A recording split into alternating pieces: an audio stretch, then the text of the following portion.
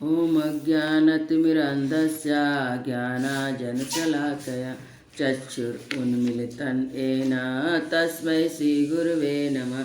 श्रीचैतन्यमनोभीष्टं स्थापितं येन भूतले स्वयं रूपा कदा मयि ददाति स्वपदान्तिकं। मैं घोर अज्ञान के अंधकार में उत्पन्न हुआ था और मेरे गुरु ने अपने ज्ञान रूपी प्रकाश से मेरी आंखें खोल दी। मैं उन्हें सादर नमस्कार करता हूँ।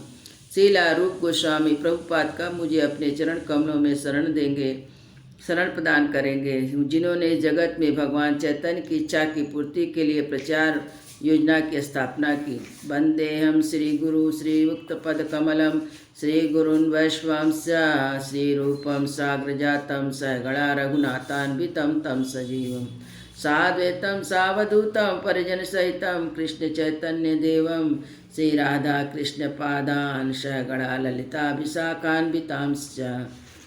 मैं अपने गुरु के चरण कमलों तथा समस्त वैष्णव के चरणों को नमस्कार करता हूँ और श्रीला रूप गोस्वामी, उनके अग्रज सनातन गोस्वामी, उनके साथ ही रघुनाथ दास, रघुनाथ भट्ट, गोपाल भट्ट और शीला जीव गोस्वामी के चरण कमलों को सादर नमस्कार करता हूँ। मैं भगवान कृष्ण चैतन्य तथा भगवान नित्यानंद के साथ अद्वैत आचार्य गदाधर श्रीवासादि अन्य पार्षदों को सादर प्रणाम करता हूँ। श्रीमती राधा रानी तथा कृष्ण की श्री ललिता एवं विशाखा सखियों सहित सादर नमस्कार करता हूँ। हे कृष्ण करुणा सिंधु दीन बंधु जगतपते गोपेश गोपिका कांता राधा कांता नमस्तुते। हे कृष्ण, आप दुखियों के सखा और सृष्टि के उद्गम हैं। आप गोपियों के स्वामी और राधा रानी के प्रेमी हैं। मैं आपको सादर प्रणाम करता हूँ। तप्त कांची गौरांगी राधे वृंदावनेश्वरी विश्वानुसुते देवी प्रणमामि हरिप्रिये। मैं उन राधा रानी को प्रणाम करता हूँ जिनकी शारीरिक कांति पिघले सोने के सदृश है, जो वृंदावन की महारानी है। आप राजा वृषभानु की पुत्री है, भगवान कृष्ण के अत्यंत प्रिय हैं। वांछा कल्प तरुभ्यश्च कृपा सिंधुभ्यः च पतितानां पावनेभ्यो वैष्णवेभ्यो नमो नमः। मैं भगवान के समस्त वैष्णव भक्त को सादर नमस्कार करता हूँ, जो कल्प वृक्ष के समान सबों को इच्छाएं पूर्ण करने में समर्थ है तथा पति जीवात्माओं के प्रति अत्यंत दयालु है। श्री कृष्ण चैतन्य प्रभु नित्यानंद श्री अद्वैत गदाधर श्रीवासादि गौर भक्त वृंद। मैं श्री कृष्ण चैतन्य प्रभु नित्यानंद श्री अद्वैत गदाधर श्रीवास आदि समस्त भक्तों को सादर प्रणाम करता हूँ। हरे कृष्णा कृष्ण कृष्ण हरे हरे, हरे राम राम राम हरे हरे। श्रीमद् भगवद गीता अध्याय 2 श्लोक नंबर 11। असोच्यान असोचस्त्वं असोच्यान असोचस्त्वं प्रज्ञावादांश्च भासते प्रज्ञावादांश्च भासते गतासूनश्च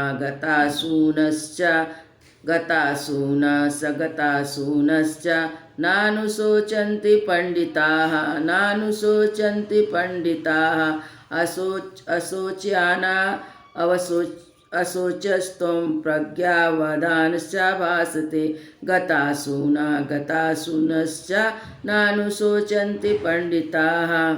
श्री भगवान वाचा, श्री भगवान ने कहा, असोचयान, जो सोच के योग्य नहीं है, असोच सोच करते हो, तुम प्रज्ञावादान पंडितों पांडित पूर्ण बातें च भी भा से कहते हो, गता चले गए, असून प्राण अगता नहीं गए, असून प्राण च भी न कभी नहीं, अनुशोचनती सोच करते हैं पंडिता विद्वान लोग। श्री भगवान ने कहा, तुम पांडित्य पूर्ण वचन कहते हुए उनके लिए शोक कर रहे हो जो शोक करने के योग्य नहीं है। जो विद्वान होते हैं वे तो ना जीवित के लिए ना ही मृत के लिए शोक करते हैं। तात्पर्य, भगवान ने तत्काल गुरु का पद संभाला और अपने शिष्य को अप्रत्यक्ष मूर्ख कहकर डांटा। उन्होंने कहा, तुम विद्वान की तरह बातें करते हो, किंतु तुम यह नहीं जानते कि जो विद्वान होता अर्थात जो यह जानता है कि शरीर तथा आत्मा क्या है, वह किसी भी अवस्था में शरीर के लिए चाहे वह जीवित हो या मृत हो शोक नहीं करता। अगले अध्याय से स्पष्ट हो जाएगा कि ज्ञान का अर्थ पदार्थ और तथा आत्मा एवं इन दोनों के नियामक हो जानना है। अर्जुन का तर्क था कि राजनीतिक या समाज नीति की अपेक्षा धर्म को अधिक महत्व मिलना चाहिए, किंतु उसे यह ज्ञात न था कि पदार्थ, आत्मा और परमेश्वर का ज्ञान धार्मिक सूत्रों से भी अधिक महत्वपूर्ण है। और चूंकि इसमें इस ज्ञान का अभाव था, अतः उस विद्वान नहीं बनना चाहिए था। और चूंकि वह आध्यात्मिक अत्यधिक विद्वान नहीं था, इसलिए वह सोच के लिए सर्वथा अयोग्य वस्तु के लिए शोक कर रहा था।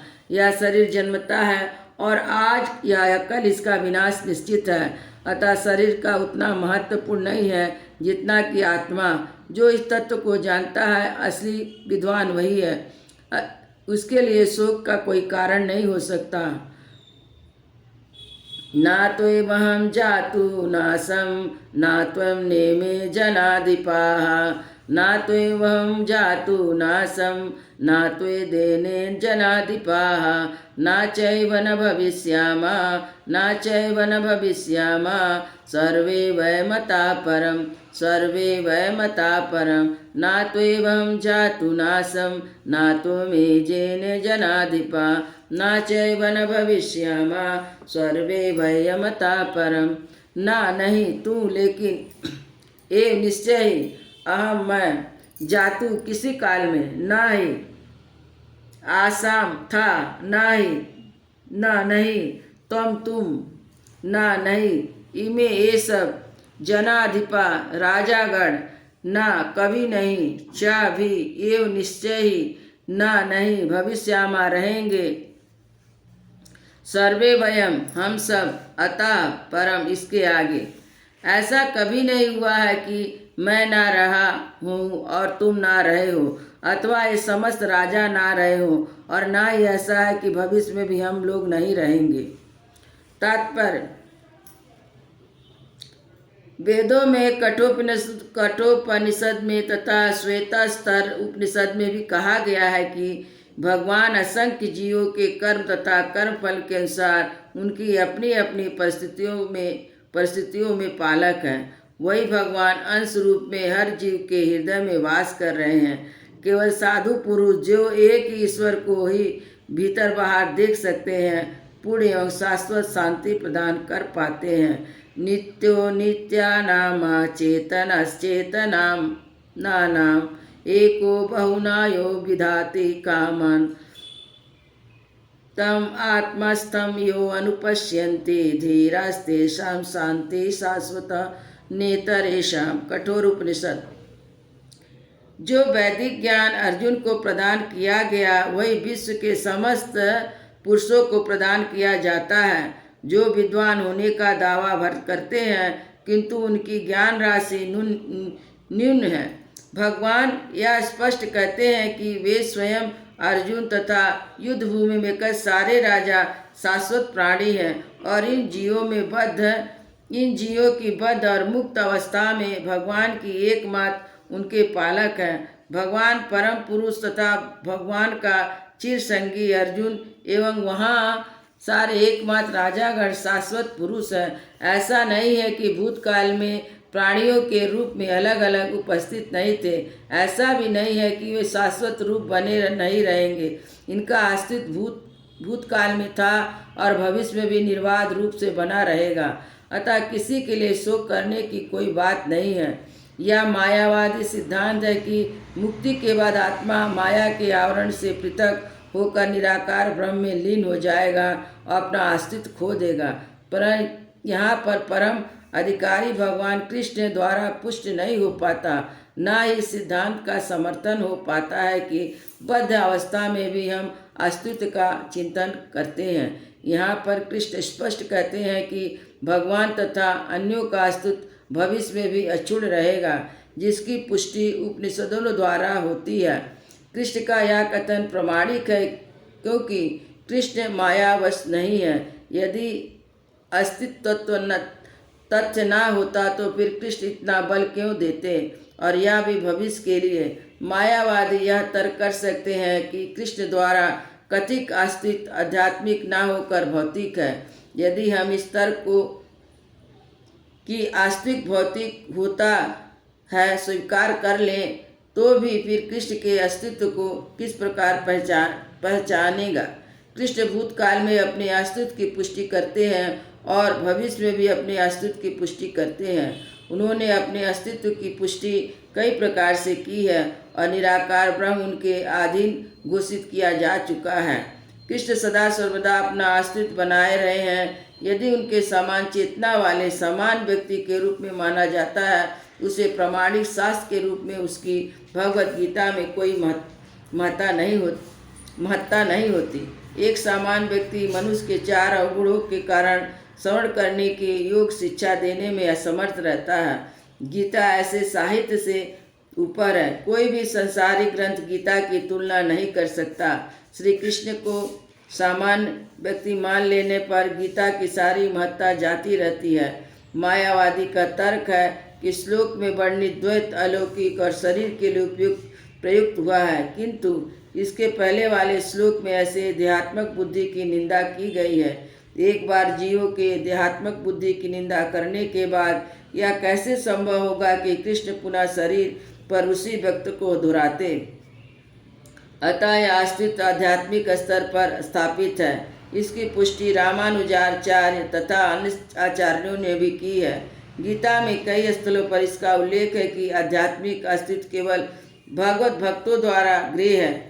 जो लोग भगवान कृष्ण का विरोध करते हैं उनकी इस महान साहित्यिक तक पहुँच नहीं हो पाती। अभक्तों द्वारा गीता के उपदेशों को समझने का प्रयास मधुमक्खी द्वारा मधु पात्र चाटने के सदृश है।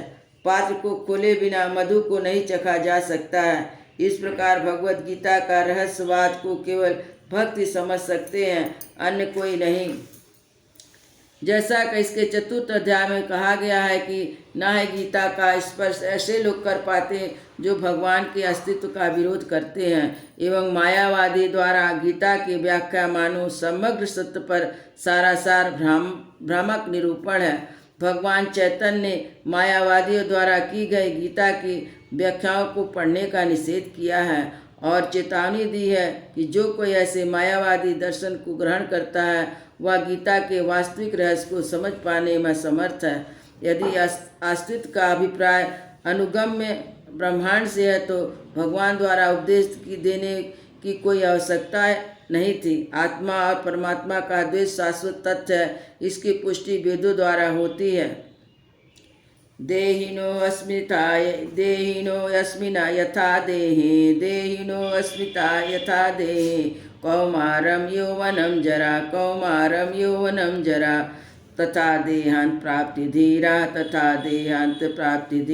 तत्र न मुह्यति देहिनो अस्मिन् यथा देहे कौमारम यौवनम जरा तथा देहांत प्राप्ति धीरा तत्र न मुह्यति। देहिना शरीरधारी को अस्मिन इसमें यथा जिस प्रकार देहे शरीर में कौमारम बाल्यावस्था यौवनम यौवन जरा वृद्धावस्था उसी प्रकार देहांतर शरीर के स्थानांतरण की प्राप्ति उपलब्धि धीर व्यक्ति तत्र उस विषय ना कभी नहीं मुह्यति मुँह को प्राप्त होता है। जिस प्रकार शरीरधारी आत्मा इस वर्तमान शरीर में बाल्यावस्था से तरुण अवस्था में अवस्था वृद्धावस्था में निरंतर अग्रसर होता रहता है, उसी प्रकार मृत्यु के पश्चात आत्मा दूसरे शरीर में चला जाता है। धीर व्यक्ति ऐसे परिवर्तन से मोह को प्राप्त नहीं होता। तात्पर्य, प्रत्येक जीव एक व्यष्टित आत्मा है। वह प्रतिक्षण अपना शरीर बदलता रहता है, कभी बालक के रूप में, कभी युवा तथा कभी वृद्ध के रूप में। तो भी वह आत्मा वही रहता है जिसमें परिवर्तन नहीं होता है।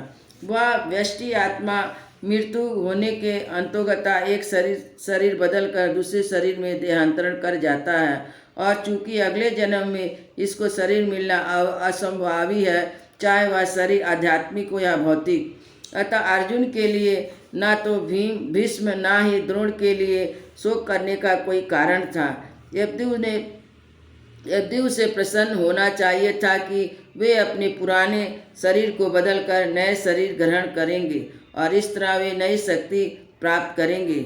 ऐसे शरीर परिवर्तन से जीवन में किए कर्म के अनुसार नाना प्रकार के सुखोपभोग या कष्टों का लेखा हो जाता है। चूँकि भीष्म द्रोण साधु पुरुष थे, इसलिए अगले जन्म में उन्हें आध्यात्मिक शरीर प्राप्त होंगे, नहीं तो कम से कम उन्हें स्वर्ग में भोग करने के अनुरूप शरीर तो प्राप्त होंगे ही। अतः दोनों ही दशाओं में शोक का कोई कारण नहीं था। जिस मनुष्य को व्यष्टि आत्मा परमात्मा भौतिक आध्यात्मिक प्रवृत्ति का पूर्ण ज्ञान होता है वह धीर कहलाता है। ऐसे मनुष्य कभी भी शरीर परिवर्तन द्वारा ठगा नहीं जाता। आत्मा के एकात्मवाद एवं मायावादी सिद्धांत मान्य नहीं हो सकता, क्योंकि आत्मा के इस प्रकार विखंडन से परमेश्वर विखंडनीय और परिवर्तनशील हो जाएगा, जो परमात्मा के अपरिवर्तनीय होने के सिद्धांत के विरुद्ध होगा। गीता में पुष्टि हुई है कि परमात्मा के खंडों का शाश्वत सनातन अस्तित्व है, जिसे क्षर कहा जाता है, अतः उसमें भौतिक प्रकृति में गिरने की प्रवृत्ति है। ये भिन्न अंश खंड नित्य भिन्न रहते हैं, यहाँ तक कि मुक्ति के बाद भी आत्मा जैसे का तैसा भिन्न का भिन्न अंश बना रहता है, किंतु एक बार मुक्त होने पर वह भगवान के साथ सच्चिदानंद रूप में रहता है। परमात्मा प्रतिबिंबवाद का सिद्धांत व्यवहारित किया जा सकता है, जो प्रत्येक शरीर में विद्यमान रहता है। यह व्यष्टिक जीव से भिन्न होता है। जब आकाश का प्रतिबिंब जल में पड़ता है तो प्रतिबिंब में सूर्य चंद्रमा तथा तारे सब कुछ रहते हैं। तारों की तुलना जीवों से और सूर्य चंद्रमा की परमेश्वर से की जा सकती है। व्यष्टि अंश आत्मा को अर्जुन के रूप में और परमात्मा को भगवान के रूप में प्रदर्शित किया जा सकता है, जैसा कि चतुर्थ अध्याय के आरंभ में स्पष्ट है कि एक ही स्तर पर नहीं होते। यदि अर्जुन कृष्ण के समान स्तर पर हो और उसमें कृष्ण अर्जुन से श्रेष्ठ न हो तो उन्हें उपदेशक या उपदिष्ट का संबंध अर्थहीन होगा।